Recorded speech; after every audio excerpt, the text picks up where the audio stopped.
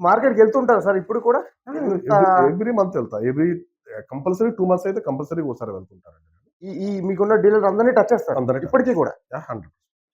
ప్రతి నెల, ప్రతి యాహ్! 2 నెలలకి ఒకసారి గాని ప్రతి కౌంటర్‌ని మీరు టచ్ చేస్తారు. చేస్తామండి. డెఫినిట్‌గా చేస్తాం. అడుగుతాం. నాతో పాటు కంపెనీ వాళ్ళు కూడా వస్తారు. నెగెటివ్స్ ఏమైనా ఉంటే తీసుకుంటాం. ఇష్యూస్ ఏమైనా ఉంటే దాన్ని సార్ట్ ఔట్ చేస్తాం. వాళ్ళకి రెమెడీస్ ఇస్తాం. వాళ్ళకి దాన్ని ఏంటంటే ఏవైతే ప్రాబ్లమ్స్ ఉన్నాయో మేము సాల్వ్ చేయడానికి సార్ కొత్తగా మార్కెట్‌లోకి రావాలనుకున్నోడు ఎట్లాంటి సజెషన్ ఇస్తారు సార్?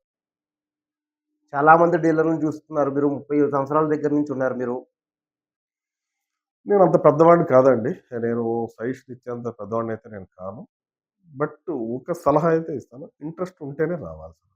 కష్టం ఓకే. అనేది ఉంటది. ఏది కూడా సార్ మనకన్నా గొప్పోళ్ళు చాలా మంది ఉన్నారు. ఇప్పుడు నేను ఈ ఫీల్డ్‌లో ఉన్నాను సార్.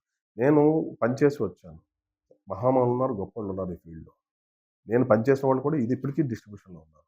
బట్ నేను కూడా వాళ్ళతో పాటు ప్యారలెల్‌గా నేను వెళ్తున్నాను అంటే, నేను నేర్చుకున్నది, కష్టపడిందే తప్పించి, ఆ ప్యాషన్ లేకపోతే రాకూడదండి. ఏదో ఇన్వెస్ట్‌మెంట్ పెట్టేద్దాము, చేసుకుందాం అనుకుంటే చాలా మందున్నారు సార్. అది కరెక్ట్. సార్ కామన్‌గా ఒక డీలర్ గాని, డిస్ట్రిబ్యూటర్ గాని మార్కెట్‌లోకొచ్చిన కొత్తలో కామన్‌గా చేసే మిస్టేక్స్ ఏంటి సార్?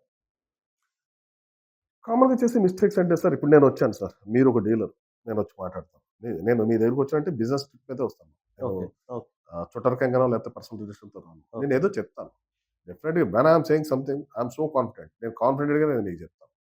అది మీరు కన్విన్స్ అయ్యారనుకోండి, మీరు తీసుకోవచ్చు తప్పు కాదు. బట్ మీరు బిజినెస్ చేసినప్పుడు మీరు క్వెషన్ చేసుకోవాలి.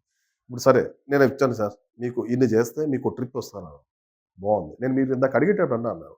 మీరన్నారు స్టార్ హోటల్‌లో తీసుకెళ్తారా? అంటే ఎవ్రీ ఇయర్ ఒకసారి స్టార్ హోటల్ ట్రిప్ అని అన్నారు.